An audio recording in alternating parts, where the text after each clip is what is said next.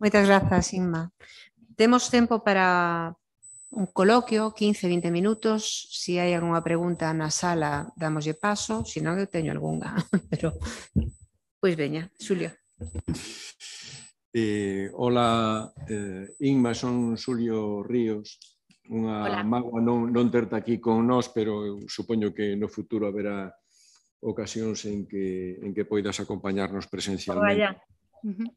A verdade é que me gustaron moitísimo as dúas intervencións, creo que se complementaron moi ben e Gai fixo unha exposición contextualizadora que nos deixa entrever cales son os vimbios da BBC, do seu servicio mundial, etc. E os datos que ti nos acabas de proporcionar de maneira tan sintética, pois son moi inspiradores e elocuentes, non? E que nos trazan realmente o momento de gran debate que existe na BBC e eu creo que no mundo da comunicación en xeral, non? Con ese reto digital por diante, como chegar, como informar, como non perder calidade ao introducirnos nese mundo enorme das redes sociais, como conectar coa xuventude, con eses sectores novos e tal, que é enormemente difícil, non? E eses debates eu creo que son dunha enorme importancia, incluso para nós, ainda que teñan lugar en Londres e na BBC, pois evidentemente é un camiño que nos afecta a todos e que é moi importante seguir de perto, non? Por iso creo que todas esas claves que nos acabas de aportar realmente pois nos introducen nese enorme debate que hoxe existe no mundo da comunicación, o mundo, por outra banda, tan saturado, non? Como vivimos últimamente, pois, pola guerra, sexa pola ola de calor, etc., etc. En fin, chega un momento en que xa estamos un pouco cansos das noticias, non?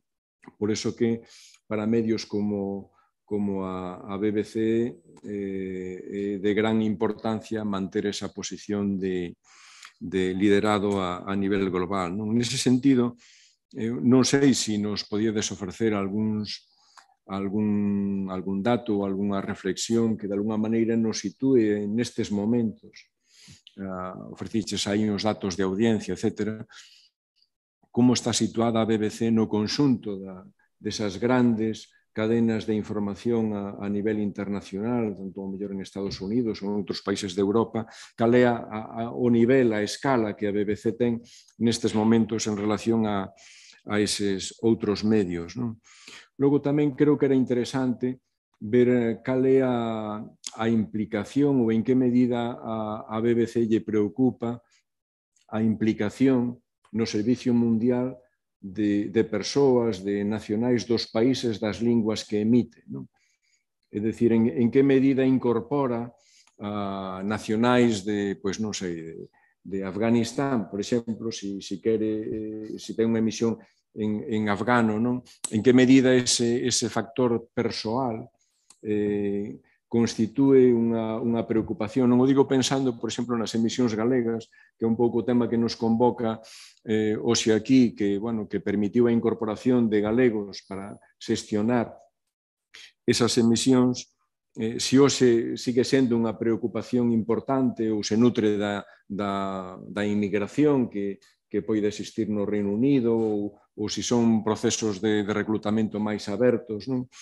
E, por último, se nestes momentos existe algún tipo de memoria da experiencia das emisións galegas dos anos 40 e 50, non? Se vos que formades parte dunha nova xeración que xa, se distancia un pouco daqueles anos, onde houve tamén certa continuidade dun personal intermedio como Lugrís, como Pérez Barreiro, etc., etc. Si de toda esa trayectoria hai unha certa memoria, un certo sentido da continuidade ou vamos un pouco a saltos, non? Desconectados os uns dos outros, non? Nada máis e felicitacións pola intervención. ¿Quién se anima? ¿Kai? Sí, o sea, a lo mejor Inma puede hablar más de cómo se compite con los otros medios grandes en el mundo. lo que dijiste, Julio, de las voces locales o las personas, eso es muy interesante, es un punto interesante porque lo que yo sí noto es que hay mucho más interés ahora de parte de la BBC por incluir a esas voces de gente del mismo país. Por ejemplo, ahora oyes en la radio o incluso en la televisión a más periodistas, por ejemplo, africanos reportando desde África, desde su propio país, o de Asia, y bueno, de casi todas partes del mundo. Se ven ahora menos al típico blanco británico reportando de ese sitio, sino una persona que ha crecido ahí. Y ese es un esfuerzo a propósito, creo. Y bueno, me parece que es importante, pero también se nota eso también dentro del Reino Unido, que antes se escuchaba cierto tipo de acento, un acento un poco como el acento de la reina, ¿no? Y ahora oyes acentos del norte, del sur, del este, oeste, todo tipo de acento. Y más una forma de hablar más juvenil también cuando hay jóvenes. Entonces hay menos restricciones en cuanto a cómo se presentan las noticias o no solamente noticias, sino los programas o de televisión, de radio, de cualquier tipo. Y la idea me parece que es para expresar un poco más que el mundo es más globalizado. Entonces, eso lo digo al nivel anecdótico, no te podría decir en qué porcentaje ha cambiado eso. Lo único que sí noto, que es un poco raro, es que creo que la BBC se resiste un poco a incluir acentos norteamericanos en sus programas. Es algo que noto. O sea, en inglés hay irlandeses, un montón de irlandeses en la BBC en el Reino Unido. Se oyen africanos, asiáticos, pero yo creo que hay un poco de resistencia al acento americano. No sé si es a propósito o es a propósito por ser algo como cultural, como no queremos convertirnos en simplemente otro medio donde se oye el acento de Nueva York o lo que sea. Eu quero expandir un pouco máis no que comentaba ahora Gai, que nos últimos anos houve un esforzo deliberado de diversidade na BBC. Esta diversidade é a nivel editorial e na xestión, pero tamén de cara ao output, non? A producción. Entón, por exemplo,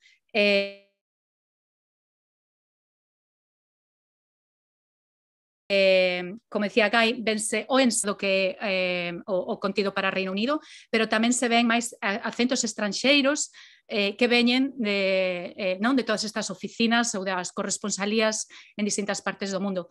Eu mesma fun parte desta renovada intencionalidade, non, de diversificar eso cando fun correspondente en 2010 en México, que por primeira vez, aí nos chamaban correspondentes bilingües, por primeira vez membros dos servizos de idiomas do Servicio Mundial fomos correspondentes para a BBC en inglés tamén. Normalmente o que había era un correspondente británico, por exemplo, baseado en México DF, que tiña varios productores locais, stringers ou xente que lle axudaba pois, cos contactos, coas traduccións, etc. Non? Eso agora é moito máis flexible, pero antes, hai 20 anos, era impensable. Nos últimos 12 ou 13 anos flexibilizouse moito máis. Entón estamos máis afeitos tamén a escoitar distintos acentos, pero tamén a ver distintas caras, non? A ver máis mulleres, máis persoas negras, máis, incluso, por exemplo, a nivel editorial, hai unha intencionalidade en que se diversifique a equipa editorial das persoas que toman a decisión, porque esa diversidade empeza no momento en que ti comisionas historias, no momento en que ti decides que é o máis importante de día. Xa aí nesa toma de decisión ten que haber diversidade. Entón, asegúranse de que haxa unha representación proporcionada de xénero tamén e idealmente tamén de distintas identidades minoritarias. Por outra banda, con respecto ao reclutamento que mencionaban, ata 2000, bueno, non sei dicir o ano, pero máis ou menos ata 2011 ou así, a sede do Servizo Mundial estaba en Bush House, no centro de Londres, e aí estaban todos os servicios de idiomas e algúns tiñan pequenas oficinas nas súas rexións, non? Pero despois houbo un cambio tamén para ter máis acceso no terreo a información local, pero tamén, moi importante, para forrar cartos. Entón, houve un proceso de descentralización e o Servizo Mundial abriu oficinas grandísimas en distintos puntos dos continentes, en Nairobi, en Delhi, en Miami, en Washington. Entón, agora, en canto a reclutamento, sí, hai algúns servizos que operan dende Londres, pero hai outros que operan prácticamente exclusivamente dende distintas partes do mundo. E iso tamén garante a diversidade da xente que traballa e que xenera os contidos, non? E garante tamén un coñecemento local que é irreemplazable, non? Comparado con alguén que está traballando remotamente desde Londres. E con respecto, perdón, outra pregunta, que había 3 preguntas de Xulio. Preguntaba sobre a memoria histórica do que foron as emisións en galego. En realidade, eu teño que dicir que cando entrei na BBC a traballar en 2004 descoñecía totalmente isto. Foi algo que aprendín despois.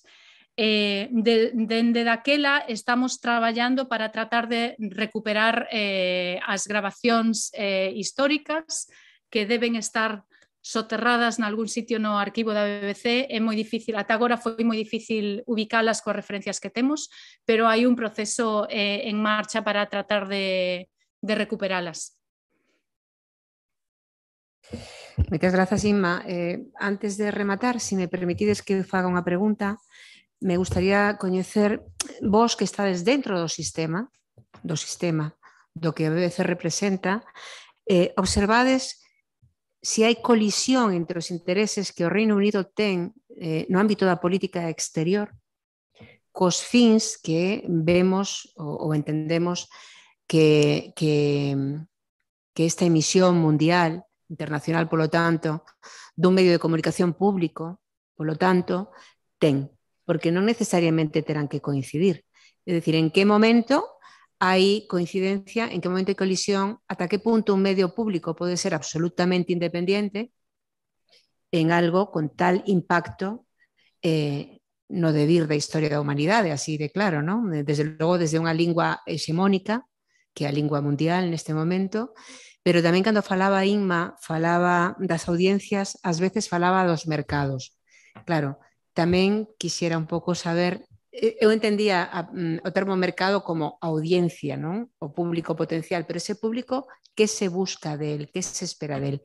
Como diríamos en latín, qui prodest. Grazas.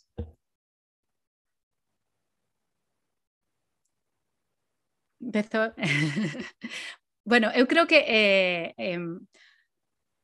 no momento que a BBC deixe de ser imparcial, perde o seu prestixio, quero dicir, a confianza que xenera nas distintas audiencias en todo o mundo está baseada nesa independencia que ten que protexer. Eu creo que o seu futuro, a súa razón de ser, depende diso.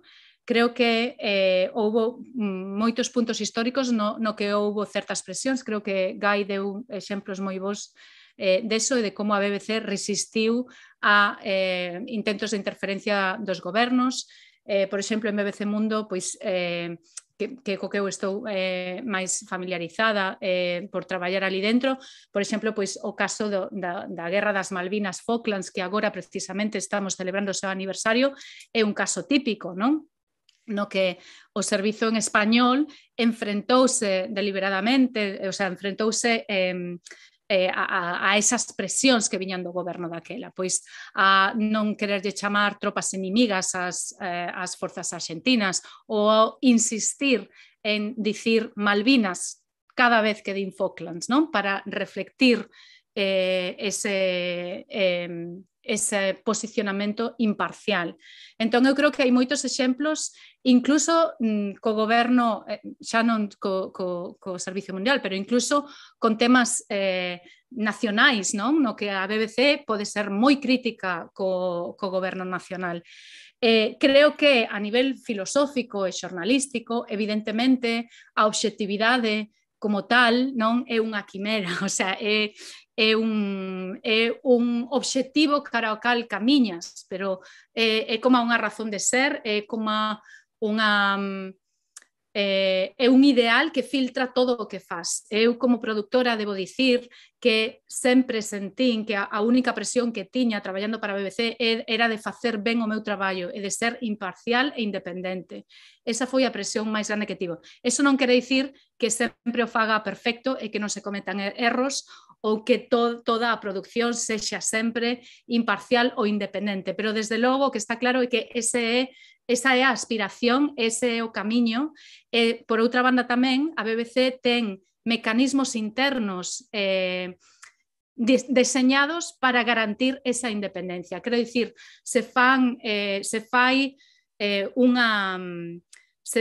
exercicios de análise do que fai, a BBC ten que reportarlle ao goberno tamén como explicación de como está usando os cartos públicos, de que maneira editorial se utilizan, etc. O sea, hai como mecanismos que garanten que se cumplen eses obxectivos.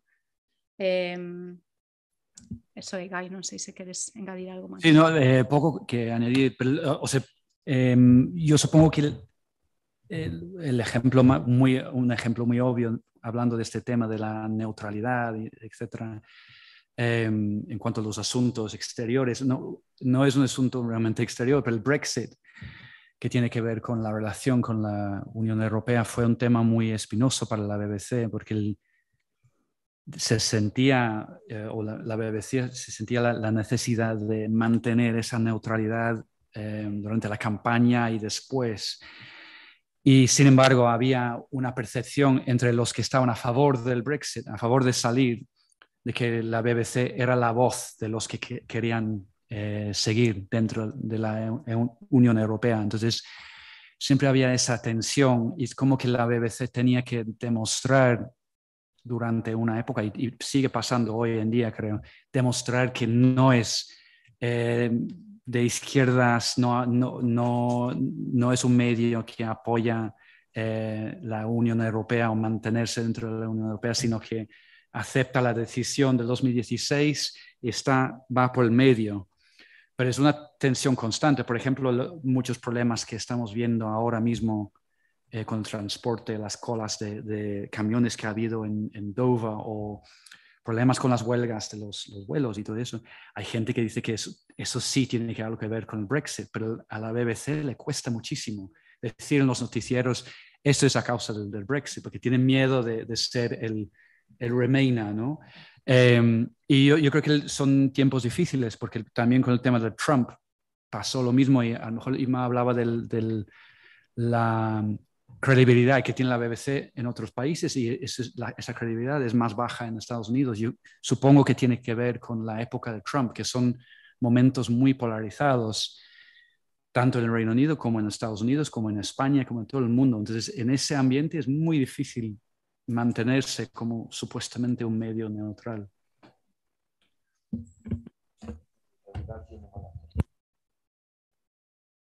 Gracias pola vosa franqueza, pola vosa sinceridade, polo voso bo traballo e pola vosa magnífica participación. Volvemos pola tarde. Ata sempre. Gracias a vos. Chao.